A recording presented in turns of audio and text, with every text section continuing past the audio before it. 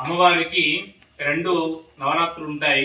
ఒకటి శారదా నవరాత్రులు అంటాం, అంటే శరదృతువులో వచ్చేటువంటి నవరాత్రులను శారదా నవరాత్రులని, వసంత ఋతువులో వచ్చేటువంటి నవరాత్రులను వసంత నవరాత్రులు అని చెప్పేసి మనము చేసుకుంటాం.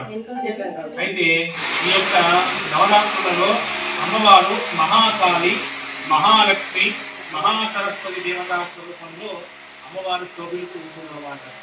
ఎవరైతే ఈ సమయంలో అమ్మవారి ఉపాసన చేస్తారో, ఎవరి శక్తి అనుసరించి వారు తప్పకుండా ఇష్టకామితార్థాలు నెరవేరుతాయి. అది గృహమా, ఇళ్ళ, గృహమా, పిల్లల, పెళ్ళ, లేకపోతే ఆరోగ్యమా, శత్రుభయమా, ఇది ఏదైనా సరే మనం ఒక ఇష్టకామితార్థం ధర్మబద్ధమైనటువంటి కోరికను మనం నిర్ణయం చేసుకొని ఏర్పాటు చేసుకున్నట్టయితే ఖచ్చితంగా ఎవరికి వారుగా కలిసి పెట్టుకునే స్థాయి వారు కలిసి పెట్టుకోండి, అక్కడ పెట్టుకునే స్థాయి వారు అక్కడ పెట్టుకోండి.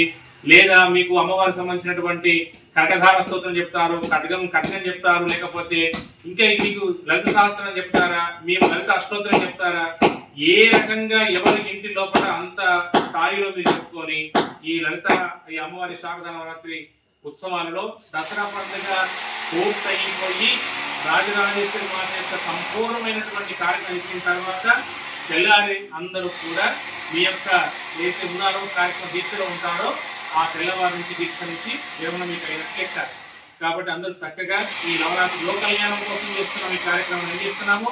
లోక కళ్యాణం కోసం చేస్తున్నాం. ఎందుకంటే ఈ గ్రామంలోనే ఈ లోకంలో మనం ఉన్నాం కాబట్టి మన పక్క వాళ్ళు బాగుంటే మనం బాగుంటాం, మనం బాగుంటేనే వాళ్ళు సంతోషిస్తారు. కాబట్టి లోక కళ్యాణార్థం జరిగేటువంటి కార్యక్రమంలో మరి దాతలు పేరు అందరూ కూడా చక్కగా కార్యక్రమానికి విచ్చేసేసి వారు శక్తి మేరకు వారి కార్యక్రమంలో వస్త్రాలుగా, అన్నదాతలు, ప్రసాదాతలు, కుంభార్చదాతలుగా వస్త్రముఖంగా ఈ ఆలయ అభివృద్ధి కావడం కోసం ఎన్ని సహకారం చేస్తున్నారు. మరి మరింత సహకారం చేసి ఆలయానికి ఈ తద్వారా లోక కళ్యాణం జరగాలని ఆకాంక్షిస్తూ మరింత విజయవంతంగా ఈ కార్యక్రమాన్ని అమ్మవారి అనుగ్రహం కోసం ఈ కార్యక్రమం నిర్వహించుకుందామని తెలియజేస్తూ స్వస్తి.